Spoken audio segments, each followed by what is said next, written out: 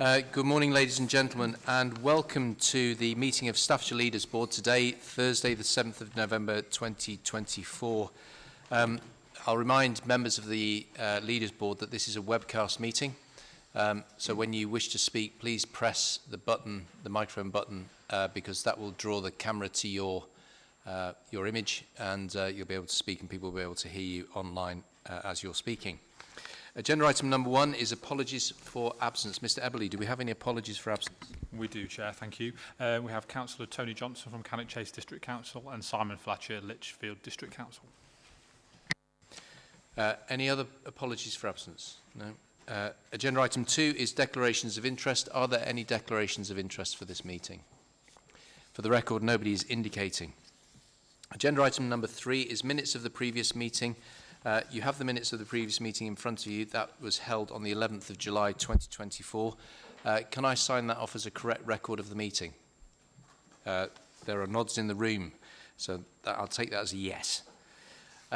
Agenda item number 4 is the Chair's update. As local authority leaders, we're committed to working together for the benefit of Staffordshire's residents and business, tackling joint challenges and opportunities to stretch the Staffordshire and Stoke-on-Trent pound as far as it will go. The Chancellor's budget statement last week was an important moment for local government, as it was for all public services. Whilst there's more detail to come to allow us to fully understand the implications, much needed funding for road repairs to go some way towards meeting the need of children with special educational needs and disabilities, and to invest in affordable housing provision is welcome. That said, the scale of the challenges we face as a local authority sector versus the funding available to meet them presents some significant challenges to us all. This is why the work of this board is so vital. It allows us to work collaboratively and creatively to make the biggest possible impact with the resources that we've got. We will always push for the best possible deal for Staffordshire and Stoke-on-Trent, and since we last met publicly, we have jointly committed to a conversation with government around devolution to explore how a transfer of powers and investment from Whitehall could benefit the area. If devolution is to work across Staffordshire and Stoke-on-Trent, though, it must be flexible enough to recognise and meet local needs, supporting sustainable growth and making a real difference to people in our cities, towns and villages. We have been clear that an elected mayor and local government reorganisation isn't right for us, as we already have democratically elected leaders at the county, city, district and borough levels to serve the best interests of our communities. Guidance on the devolution framework is yet to be released by government, and we will keep people up to date as the conversation develops. In the meantime, we're getting on with the job of working together for the benefit of our residents and businesses. And in today's meeting, we'll be hearing about some of the successes of the joint work that's already happening to boost the local economy through tourism, growing visitor numbers, and the amount they spend here creating over 1,000 new jobs. We'll also be hearing about some of the work we're doing to address the health inequalities with innovative solutions such as the new Quick Fix Fund, which provides small amounts of money to significantly improve a person's situation and the care that they receive, while also helping to solve bigger system-wide issues affecting health, care and other local services. With that, we'll move to the main agenda for today, which is agenda item number 5, the Staffordshire and Stoke-on-Trent Local Visitor Economy Partnership. We've got with us Anthony Hodge and Charlotte Kane. Charlotte Kane is the Visitor Economy Partnership Manager, and Anthony Hodge is the Assistant Director for Business and Enterprise at Staffordshire County Council. I am the sponsor for this particular item, and I just want to pay tribute to Stoke-on-Trent City Council for facilitating the development of the Local Visitor Economy Partnership. We knew that we needed 2 upper-tier local authorities to bid for a Local Visitor Economy Partnership, and with the support of Councillor Ashworth, thank you Councillor Ashworth, we were able to submit that Local Visitor Economy Partnership, I think about 4 weeks after you became leader, and we were successful in securing that. So very, very grateful for that, and it's had an impact for all of us. It's a fantastic example of the united effort by local authorities across Staffordshire and Stoke-on-Trent and part of this board.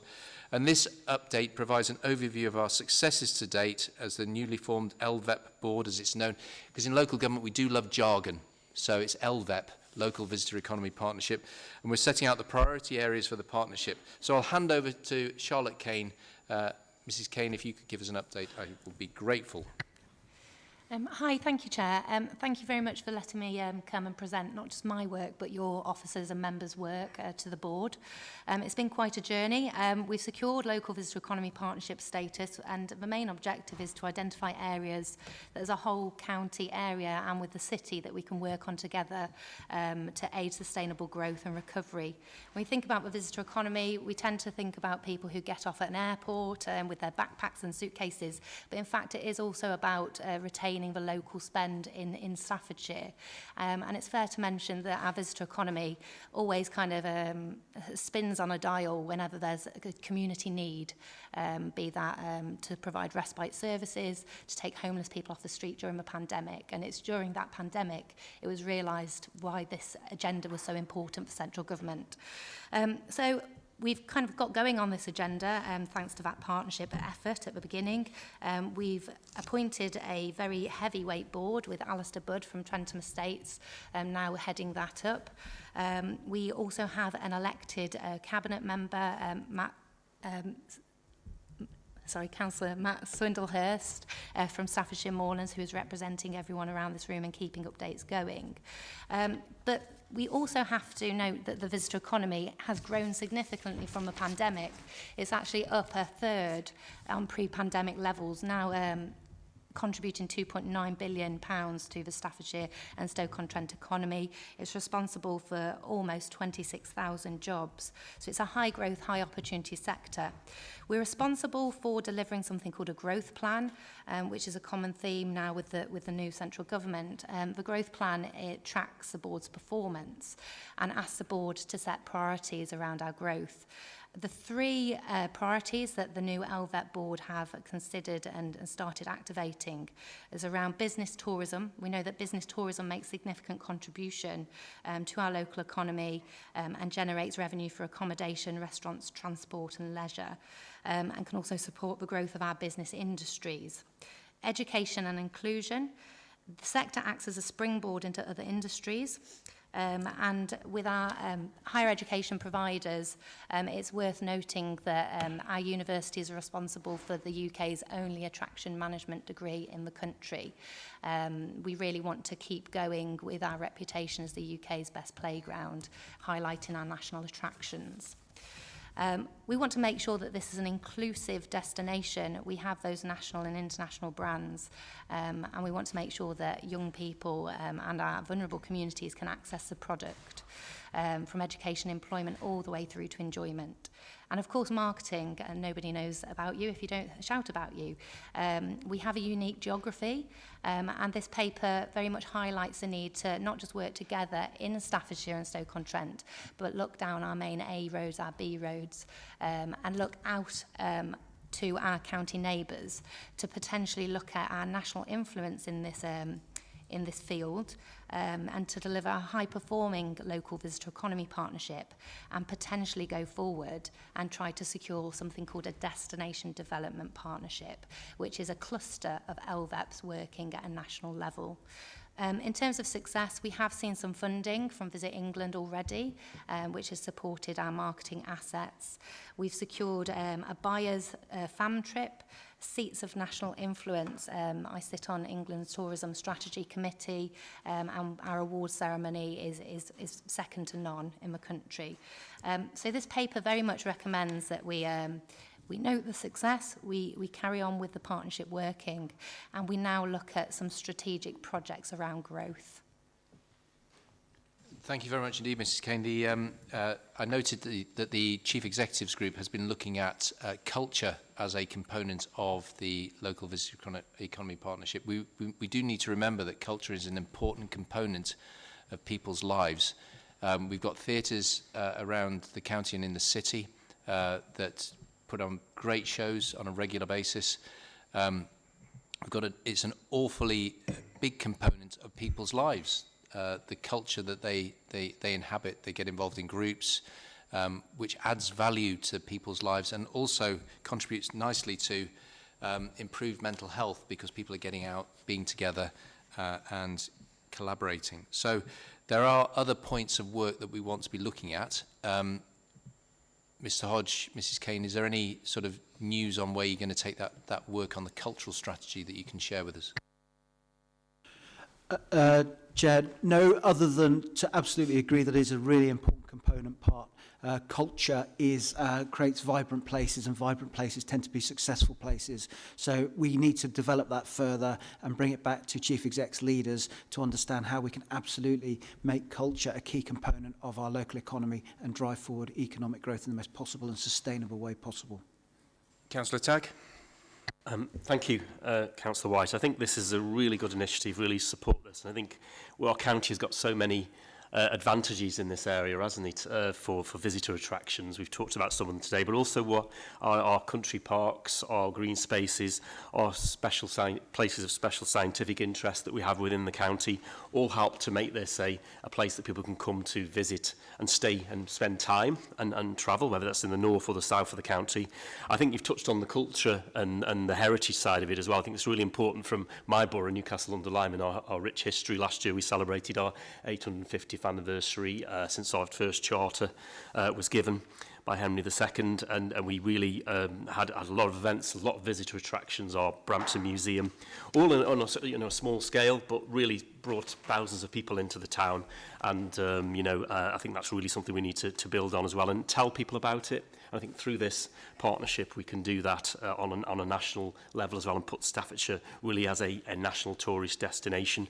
I think also ties in with the regeneration we're doing, particularly in our town centres as well. I think across the county, as in my borough in Newcastle, we've got levelling up money which we are spending on regenerating our town centre and creating places that people can come and stay, work, live and enjoy as well. And we're looking to get a hotel as well in the plans for our town centre regeneration. We've got a university, Keele University, on our doorstep as well, which is an attraction in itself. So there's a lot going for Staffordshire, isn't there? I think this partnership can do real good work for us and really promote it, and also bring in that extra money and extra jobs and growth which we're looking for as well. That's the other spin-off, isn't it, which we can get. Thank you. That ancient history you refer to is relevant to Kingdom of Mercia, otherwise known as Tamworth. Lichfield, thousands of years, at least 1,000 years of history on that site around the cathedral. There's a lot to be very, very proud about. We should be connecting these things and promoting them as part of our visitor economy strategy. You can imagine a sort of history trail across the county and the city of all those ancient places that existed hundreds and hundreds of years ago. Councillor Gledhill. Thanks, Councillor White. Just echoing what Mrs Kane has said, and from my conversations with Councillor Matt Swindlehurst, who's very proactive in the LVEC, what I would want to do today is to really thank the LVEC for the way it's working on tourism at all levels. You know, it's not just the big attractions, the ones that bring in the maximum amount of money.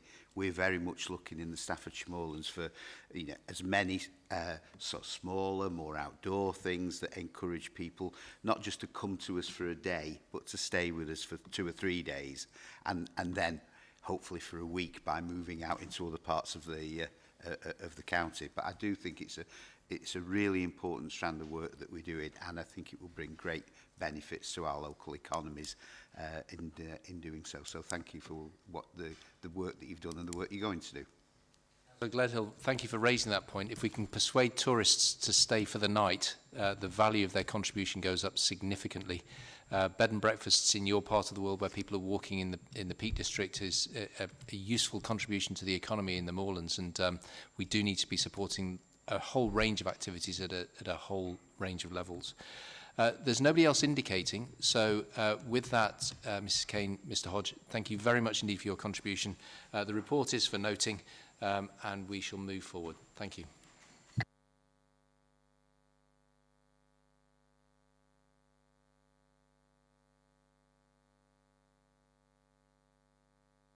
Agenda item number 6 is the health inequalities update. We don't have a political lead for the health inequalities update or health inequalities work stream at the moment. We've got somebody in mind, but they might take a bit of persuasion. But in the meantime, Mr. Clegg and Mr. Haywood with Mr. McIver will give us the update. Thank you, Chair. As you indicated, the work to tackle health inequalities has been a priority for this board, identified by leaders around the table for some considerable period. This report presents an update on the work carried out to date. We're grateful for the cooperation and support and hard work of our colleagues from all of the districts, the county and the city in undertaking the work set out here, and indeed from the support of the two directors of public health from the County Council and from the City Council as well. As members will see from the report, there's a number of quite practical actions here, and indeed you mentioned the Quick Fix Fund in your opening remarks. To go through the report in more detail, I'm delighted to welcome Dr. Claire McIver, who has authored the report and can give us some of the detail. Thank you. Dr. McIver? No, you're on your way to it though, aren't you? I'll take the promotion, but no, okay. Unfortunately not. Ms. McIver, we're with you. You can call me Claire. Thank you. Thanks, Tim. Yeah, so really quick update. You've got the report so you can see the detail, but just as an aside, actually, before I cover the report, I think that the previous item is really, really closely linked to this one, and actually all we can do around building the economy, regeneration, will support this health inequalities group as well. Anything we can do to sort of build jobs, kind of give people more disposable income to make those healthier choices, to have a more active role in society. So they're really, really inextricably linked, which is really positive. So this is just essentially to provide a quick update on the group. As Tim said, really good engagement so far from all the districts and boroughs. It's been running for about 1.5 years now. And actually, I think we've achieved quite a lot in that time. So as most of you will know, the initial priorities agreed by that group focused on 2 or 3 key topics. The group was very keen to have focus on 1 or 2 sort of high priority items than try and necessarily spread themselves too thinly and do everything all at once, but not perhaps as well. So the umbrella topic of housing and health was agreed very early on, but with the sort of flexibility for us to focus on other areas of work that were related to health inequalities as well. So the key sort of focus has been around how we have a better understanding of health inequalities across the population, improving the engagement with our NHS colleagues, in particular the Integrated Care Board, and a general sort of approach to how we reduce health inequalities. So some of the key achievements and sort of progress made to date include a comprehensive piece of data analytics which has allowed us to map what we've called hotspot areas of health inequalities in each of the districts and boroughs. So we've overlaid various data sets to try and help us target those populations and those families, households, individuals whom we know might need more support and more targeted intervention in terms of reducing inequalities. So that's allowed us to then subsequently, as we've had money to spend on interventions, target that more intelligently, I guess. And we will continue to build on that data piece as well, which I'll reference in a second. In terms of our engagement with the ICB, again, some real positive developments there. So Dave and Tim jointly chair the Integrated Care Board Improving Population Health Partnership or board, I forget what it's called, board. And so that provides that really strong link between NHS and districts and boroughs and the upper tier authorities. And also we have the ICB as a regular attendee now on the Health Inequalities Directors Group. So that's really starting to grow and develop, but there is certainly more to be done there, particularly in terms of NHS involvement with the locality partnerships in whichever form they sort of they have in each district and borough. We use the group as a platform to share best practice. So at every meeting we have 1 or 2 items which are around sharing something that's going particularly well in one district and borough, a new piece of evidence, something that means we can hopefully replicate and share that good practice across the districts and into the city, so that we're not doing things twice if we don't need to. If somebody's got a good idea or a good intervention or a good programme of work that's happening over here, we can replicate that and make the best of that sort of shared knowledge and shared intelligence across the system. And then more recently, we had some outstanding COVID outbreak management money that very specifically had sort of spend criteria aligned to reducing inequalities, or health inequalities in particular. So we were able to put a large sum of money towards the Health Inequalities Directors Group for that to be distributed across various interventions and programmes of work. So you can see from the report we had quite a robust process in terms of how we aligned that funding to our priorities and to the data that we'd already produced around the hotspots, but also to allow districts and boroughs, and apologies, this was before the City Council joined the board, so it won't include the City in this part of the report, but to allow district and boroughs that flexibility to adapt programmes of work according to their local priorities as well, because I think that's one of the key strengths of this group is we know one size won't necessarily be suitable or fit all for the districts and boroughs, so we're allowing that adaptability and flexibility whilst having a sort of common thread throughout the work. So as Alan mentioned in his opener, the Quick Fix Fund is one of those, and this is a particularly unique sort of trial, I guess, for us to try and think about how we can support that continual flow through the system. There were frequent incidences of situations that were cropping up that were impacting on multiple partners in the system, but they were issues that were falling between the gaps in terms of nobody particularly having responsibility for resolving those. They didn't necessarily align to one particular fund or commissioned service, and they were just blocking the system in terms of that flow for people out of hospital or social care or whatever it might be. But often people didn't have the resources or the ability to resolve those issues themselves. So this is by no means pretending to get to the root cause of those issues, but it is about how can we do something quickly to support professionals, to improve the situation for individuals and households, and then to do some work in the background to understand what the causes of those issues might be. So, for example, hoarding is one that comes up quite frequently, which we all know has lots of complex sort of reasons behind it, but often that will be a particular barrier for professionals trying to sort of do their roles. So that's one that's relatively new, and we are sort of evaluating that as it develops, but that's showing really good signs in the early stages of being effective. And as you can see from the appendices, there's a whole raft of other interventions that districts and boroughs put forward. Some is about building on existing work that needs strengthening and bolstering, because we didn't want to just start everything from scratch if we didn't need to. Others will be brand new interventions that were funded through the outbreak management funding. So in terms of where we're going next, we'll continue to evaluate those interventions, including the Quick Fix Fund.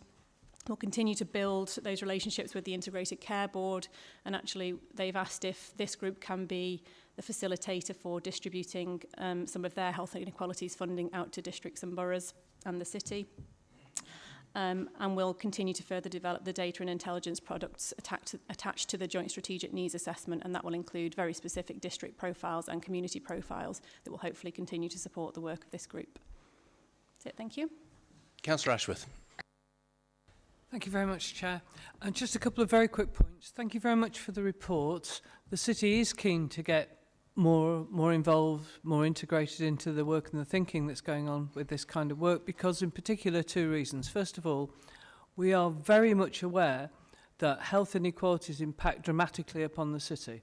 We have a shockingly low age of morbidity in the city, where we find that people are perhaps losing out on their lifespan by perhaps 8 to 10 years in many circumstances, and that's clearly a massive social injustice. On the actual health question, we're very much aware, the health and housing question, we ourselves have had to take very serious and immediate action to deal with the issues of damp, in particularly the council house stock, where we've probably had to deal with getting on for 3,000, 2,500 cases of proper damp, not just someone forgot to open the window in the council house stock, and that's due to many reasons, one of which is failure to invest in the appropriate services in the last few years. So the situation for us is that this is very, very serious. It's a matter of well-being, but it's also a matter of economic growth. We have so many people in the city who endure poor health, physical and mental poor health, and that's meaning they're out of the workforce. And probably the most rapid growth that's possible in the economic sense across the county is actually to get those people back to work. Now, I'm sure you have the same issues in some of your districts as well. I'm not saying that isn't the case, but we have a massive concentration where support, rather than, I'm not talking about an unpleasant drive people back to work who are clearly very ill, excuse me, I'm talking about we need to be looking at creating the circumstances where health inequalities are reduced with the intention of providing the support structures so people who can get back to work, who are able to get back to work, who want to get back to work, can do so. That would benefit all of us, not just that individual household, but the economy in the county and the city as a whole. Thank you. Councillor Pullen. Thank you, Chair.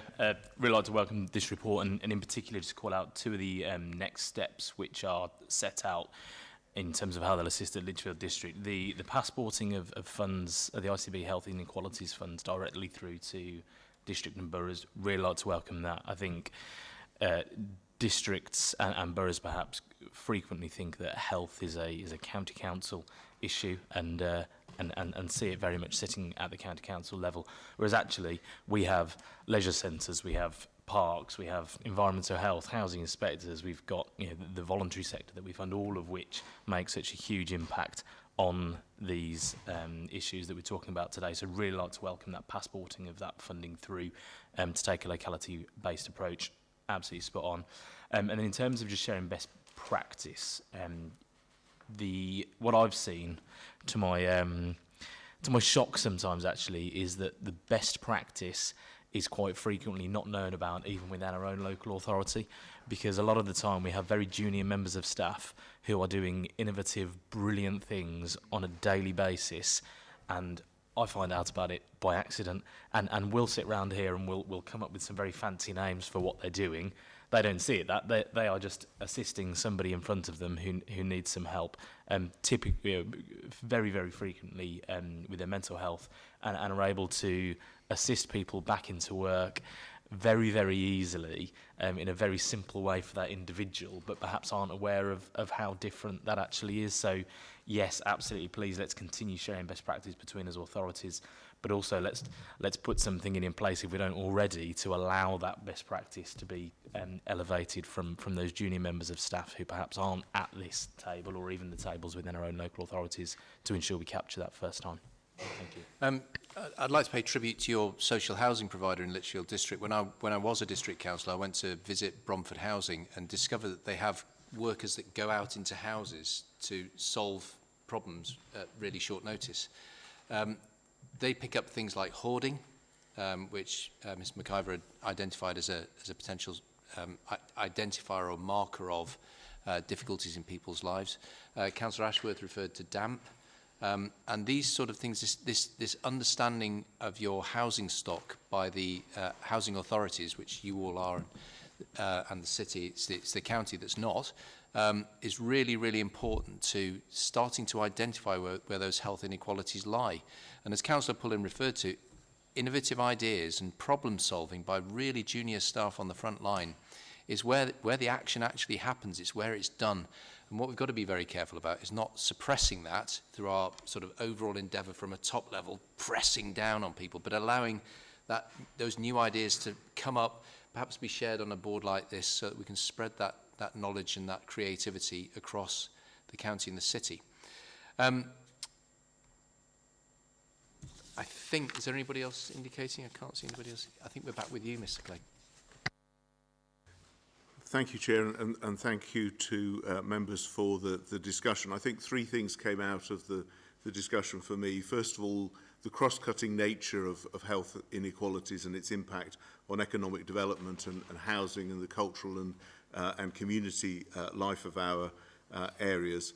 Secondly, that inequalities often happen in small geographical areas in what can be otherwise more affluent districts, and you particularly see this in places like Cannock Chase, where there are some very concentrated areas of health and economic inequality, and again those two things go hand in hand. And thirdly, getting this right and having some impact on inequalities will help not just our services but the NHS and many other services as we go forward in the longer term. So it remains a really important cross-cutting issue. Thank you, Chair. Thank you very much indeed, Mr. Clegg. Thank you, Ms McIver, for your contribution. Ladies and gentlemen, there is no need for exclusion of the public because that concludes our public meeting. Thank you very much indeed. Have a good day.